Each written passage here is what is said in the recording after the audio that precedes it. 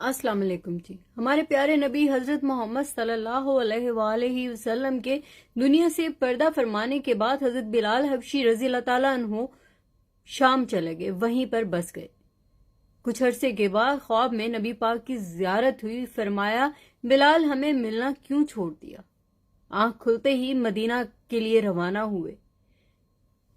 سفر کے بعد جیسے ہی مدینہ پہنچے وہاں پر بے ہوش ہو گئے. ہوش میں آتے ہی لوگوں نے کہا ایک بار پھر سے وہی اذان سنا دیجیے، آقا کے زمانے والی.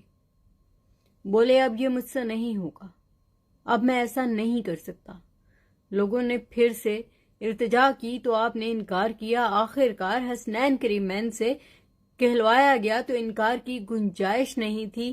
اذان دینا شروع کی، ہچکیاں بن گئیں. بچے، بوڑھے، عورتیں گھروں سے نکل آئے، چیخیں مار مار کر رونے لگے. جب یہ الفاظ نکلے اشہد ان محمد رسول اللہ، اچانک حضرت بلال کی نظر منبر رسول پر پڑی. اسے خالی پا کر روئے گرے اور بے ہوش ہو گئے.